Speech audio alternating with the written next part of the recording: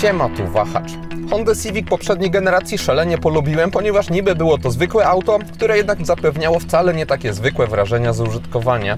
Nowy Civic wprowadza duże zmiany i chociaż uważam, że czynią one z tego modelu lepszy samochód, to niestety zarazem gorszego Civica.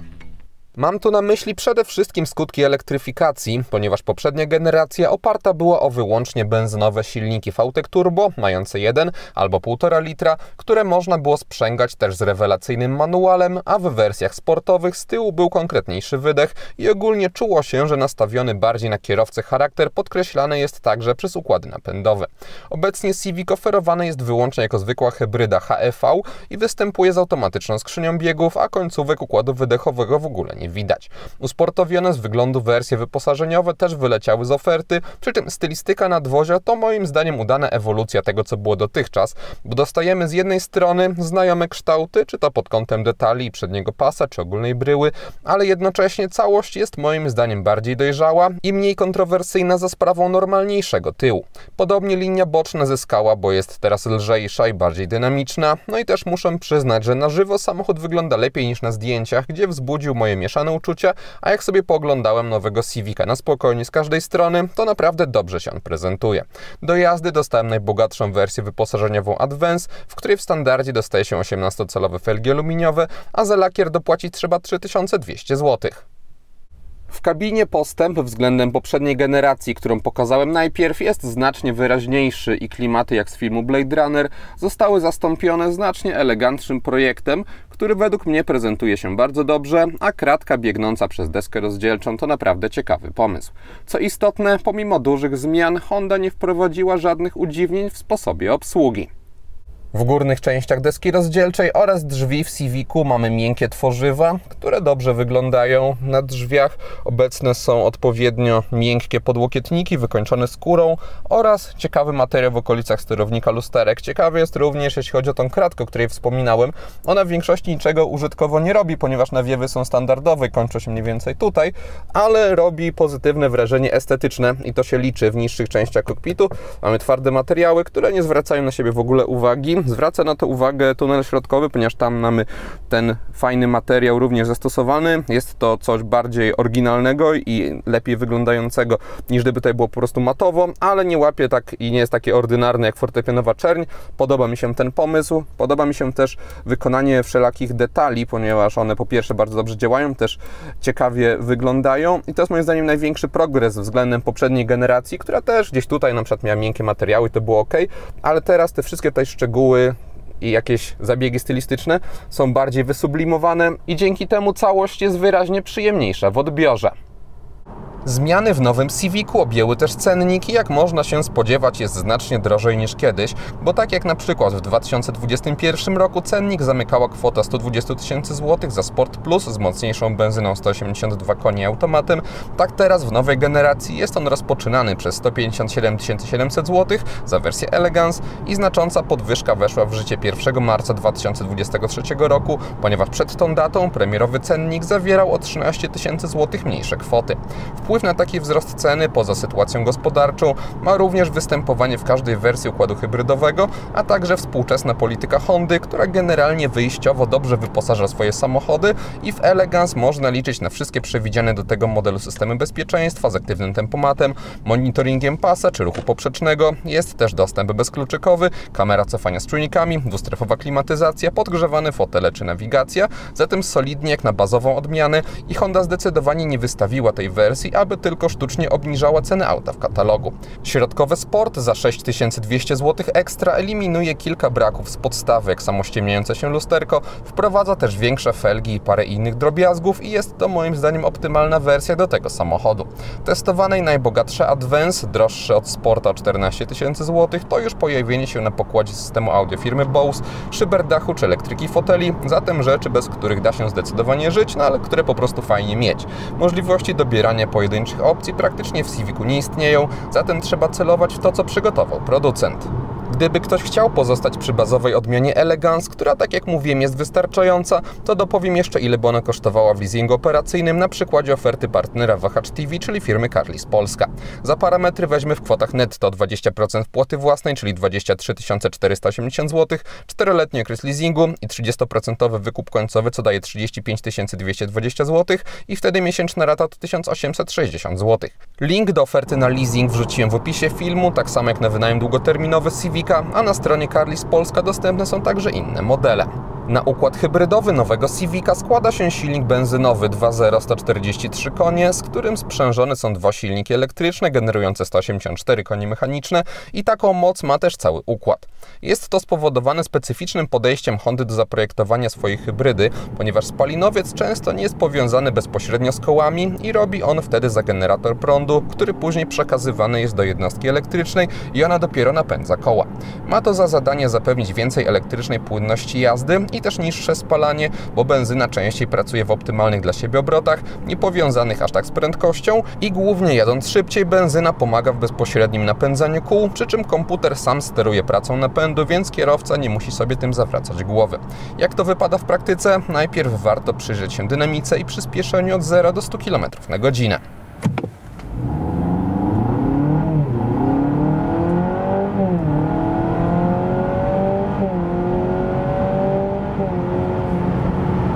Oraz od 90 do 140.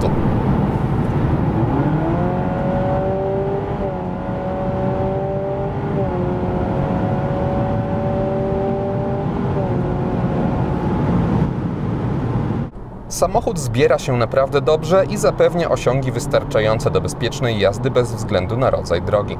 Sposób uwalniania mocy jest jednak w Civicu specyficzny i mocno odmienny od tego, do czego ten model mnie przyzwyczaił w poprzedniej generacji, ponieważ po wciśnięciu gazu czuje się wstępną reakcję elektryka i natychmiastowe przyspieszanie, które jest różne pod kątem intensywności w zależności od prędkości i w mieście bardziej jest to obecne, a jadąc szybciej jest to subtelniejsze. Później do akcji wkracza silnik benzynowy wkręcający się na obroty i samochód zaczyna właściwe przyspieszanie, które jest tutaj bardzo płynne i nawet w trybie sportowym nie ma co liczyć na jakieś punktowe wciskanie w fotel. Wartości na prędkościomierzu się jednak zgadzają i auto łatwo zwiększa prędkość i 184 konie mechaniczne czuje się pod kątem bezpieczeństwa wykonywania manewrów, ale taka charakterystyka niestety nie ma w sobie nic bardziej emocjonującego czy sportowego. Tym bardziej, że silnik ma neutralny dźwięk i co prawda wchodzi na obroty i nie jest piłowany na jednostajnych, ale wciąż bezstopniowa skrzynia ECVT jedynie cały proces symuluje, też w sposobie sterowania obrotami czuje się sztuczność, może nie aż tak bardzo jadąc normalnie, ale z gazem w podłodze już tak. W normalnej jeździe muszę przyznać, że taki projekt układu napędowego się sprawdza, bo dostaje się tutaj wzorową płynność bez względu na sposób przyspieszania i tylko przy najniższych prędkościach pedał gazu jest moim zdaniem trochę za bardzo wyczulony i wymagał na początku przyzwyczajenia. Elektryk, jak się jedzie wolno, ogólnie pokazuje swoją siłę, bo do około 40-50 km na godzinę można całkiem żwawo ruszać tylko na prądzie, a przy wyższych prędkościach pozamiejskich bez udziału benzyny jeździć można z grubsza utrzymując prędkość, bo próba przyspieszania nawet lekkiego, już spalinowca budzi do życia.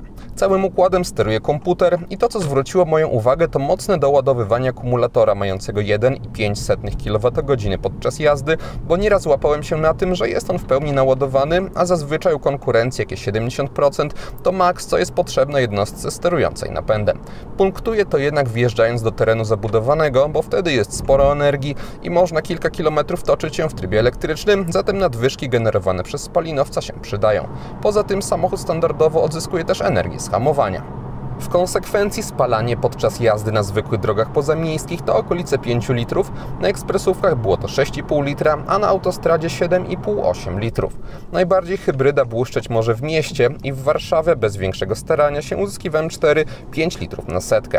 Ogólnie zatem nowy układ napędowy jest w Civicu udany, ale problemem jest w nim moim zdaniem charakter, to znaczy ten model Hondy poprzedniej generacji, z którą jako jedyną miałem styczność, kojarzył mi się ze sportem i chociaż był to oczywiście z grubsza zwykły samochód, to w gronie konkurencji wyróżniał się fajnym, zalatującym hot hatchem podejściem, zwłaszcza jeśli benzyna VTEC Turbo zestawiona była z manualną skrzynią, z której aż chciało się korzystać. W nowym Civicu układ napędowy nie wzbudzał we mnie żadnych emocji i hybryda przemieniła ten model w kolejny, którym po prostu dociera się do celu i nie zwraca się uwagi na przyspieszanie. Na szczęście testówka wciąż zachowała w sobie świetne właściwości jezdne i w tym obszarze czuje się ducha poprzedniej generacji, przy czym całość zdaje się być też trochę uspokojona, przy czym trudno jest mi to dokładnie porównać, bo za dużo czasu minęło od mojego kontaktu z poprzednikiem. W każdym razie to, co dostaje się obecnie, oferuje bardzo pozytywne wrażenia, bo kierownica pracuje z dużą precyzją, do której w trybie sportowym dochodzi jeszcze solidny opór i ogólnie bezproblemowo można Civica kontrolować w zakrętach i też po prostu satysfakcjonująco po nich jeździć. Jednocześnie mamy tu odpowiedni balans i samochód nie jest męczący w hot-hatchowym stylu. Zawieszenie też zostało dobrze pomyślane, bo z jednej strony jest dosyć sprężyste na większych nierównościach, przez co stabilność w zakrętach nie jest żadnym problemem, ale z drugiej strony mamy tutaj miękkie i ciche wybieranie małych niedoskonałości na wierzchni. Też wygodę poprawiają bardzo miękkie fotele i to sprawia, że Civic nie jest za twardy, tylko umiejętnie łączy komfort z właściwościami jezdnymi.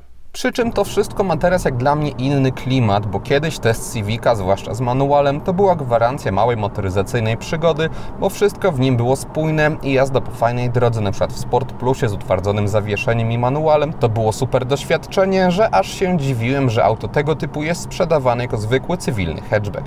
Teraz już tego nie czułem. 10-calowe elektroniczne zegary występują tylko w wersji Advance, w innych mamy mniejszy 7-calowy wyświetlacz. W lewej tarczy, tego co dostaje się tutaj, można sterować bardziej multimediami. Z kolei prawa strona zapewnia obsługę całej reszty informacyjnie, to znaczy mamy komputer podróżny, wskazania z nawigacji, czy też systemu bezpieczeństwa. Nie można tutaj wrzucić mapy na przykład na całości, więc możliwości personalizacji jakieś ogromne nie są, no ale wszystkie te najważniejsze rzeczy, jeśli chodzi o zawartość informacyjną, można sobie tutaj umieścić, można też modyfikować, które wskazania mają być pokazywane, a które nie, więc jest to funkcjonalne rozwiązanie. Na zegarach zwrócił moją uwagę środek, który pokazuje to, co się dzieje z samochodem i o ile to, że w odpowiednich momentach zapalają się światła stop czy kierunkowskazy, to nic ekscytującego i wyjątkowego, to pokazanie, jak jesteśmy akurat na pasie ruchu, to coś naprawdę ciekawego, tym bardziej, że elektronika precyzyjnie i trafnie wskazuje bliżej, której krawędzi jesteśmy. Nie jest to dodatek w sumie do niczego potrzebny, ale moje uznanie zdobył, bo jeszcze z czymś takim nie miałem styczności. Co niestandardowe, do sterowania zawartością lewej i prawej tarczy oddelegowane zostały osobne rolki, co jest wygodne, ale też nie uważam, aby było konieczne, ponieważ z lewej strony właściwie wybiera się tylko źródło dźwięku, więc to się dosyć rzadko robi, więc cała rolka do tego nie jest niezbędna. Z lewej strony też steruje się głośnością oraz zmienia piosenki. Z prawej z kolei mamy sterowanie aktywnym tempomatem. Rozmieszczenie przycisków jest bardzo intuicyjne. Na kierownicy w niestandardowym miejscu mamy też przycisk odpowiedzialny za podgrzewanie. Osobiście wolałbym, gdyby tutaj była po prostu pusta przestrzeń, byłoby to ładniej wyglądające, a i tak tutaj jest miejsce na ten przycisk bezproblemowo.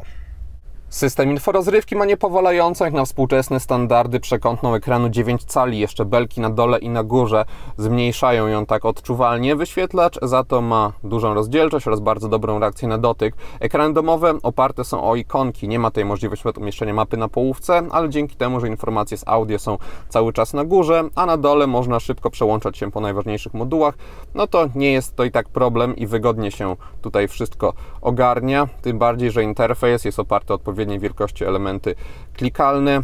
Mamy też logiczne na przykład pogrupowanie wszystkiego w kategorie, przycisk wstecz i domowy jeszcze ułatwiają sprawność poruszania się po tym komputerze. Więc chociaż wciąż nie jest to jakieś bardzo takie bajeranckie rozwiązanie, to względem starego Civica, który miał też podobną filozofię obsługi, jest to wszystko zdecydowanie bardziej dopracowane, lepiej działa, też na przykład ekran domowy umożliwia modyfikację kolejności tych ikonek, tych na dole. Więc ogólnie jest ok i obsługa całości jest bezproblemowa. Szkoda tylko, że o ile Apple CarPlay jest bezprzewodowe, to Android Auto działa wyłącznie po kablu. Panel klimatyzacji nie tylko estetycznie wygląda, ale jest również bardzo wygodny, jeśli chodzi o sposób obsługi. Jedynym bardziej ekstrawaganckim obszarem, jeśli chodzi o sposób obsługi, w tym ogólnie klasycznym pod tym kątem samochodzie, jest tunel środkowy i wybór biegów. Wymagają te przyciski przyzwyczajenia, ale dzięki temu, że są one bardzo odmienne, jeśli chodzi o formę od siebie i nie da się na przykład pomylić trybu D i trybu R, to kilka parkowań i już obsługa staje się całkiem naturalna. Od wersji Sport w nowym Civicu dostaje się indukcyjną ładowarkę telefonu. Mamy też tutaj gniazdo 12V oraz 4 USB. 2 z przodu, 2 z tyłu, wszystkie one są w standardzie A i nie jestem tego zwolennikiem, ponieważ w zupełnie nowym modelu, który będzie na rynku trochę czasu, chociaż 1 czy 2 USB-C by się przydały. Pilot obsługujący system dostępu bezkluczykowego ma bardzo rozsądną bryłę, ponieważ jest on mały, lekki oraz opływowy. Wykonany został też rozsądnie w większości z czarnego, trochę chropowatego plastiku. Mniej rozsądnie wypada za to szybka na froncie, która łapie bardzo dużo zarysowań. Pomimo niższej pozycji za kierownicą, w nowym Civicu i tak siedzi się na tyle wysoko, że maska jest dobrze widoczna z perspektywy kierowcy, frontowa szyba nie jest to jakoś bardzo opadająca, co skutkuje niezbyt długim podszybiem.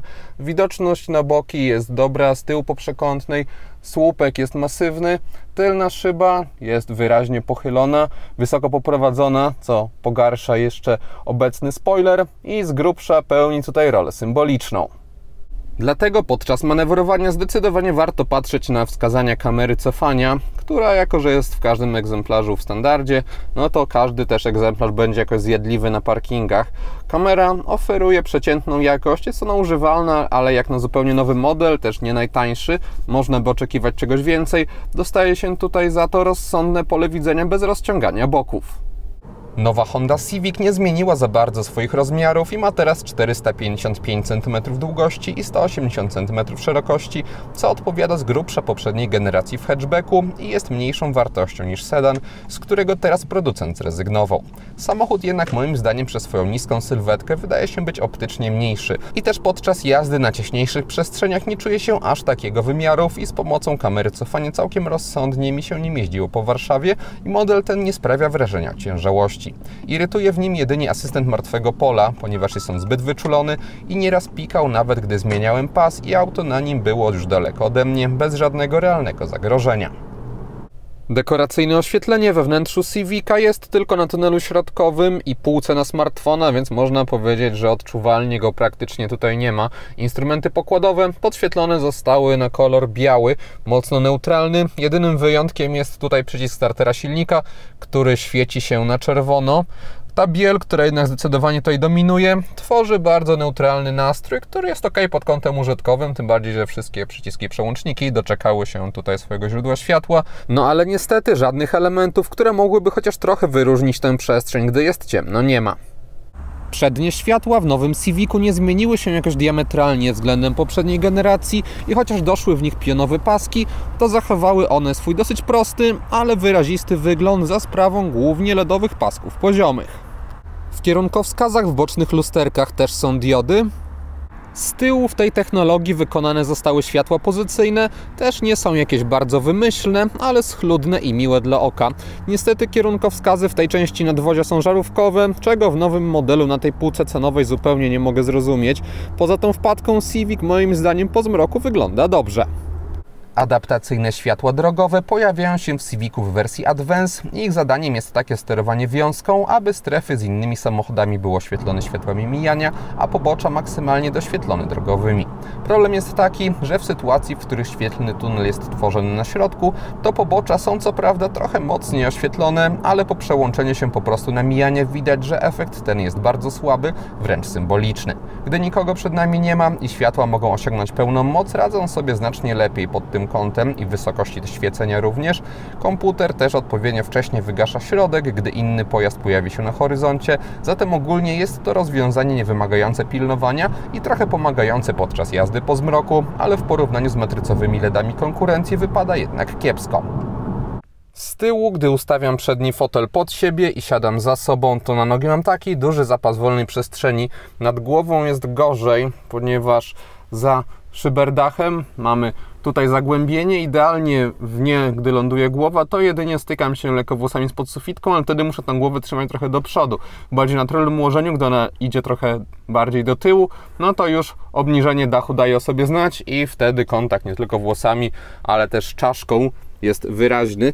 Tunel środkowy w testowanym modelu jest w umiarkowanym stopniu wystający. Tylna kanapa wyposażona została w rozkładany podłokietnik. Bagażnik Civica ma 409 litrów pojemności, mamy tutaj niski próg załadunkowy, ogromny otwór oraz regularne kształty po bokach, ale podłoga niestety w miejscu łączenia z tylną kanapą ma uskok.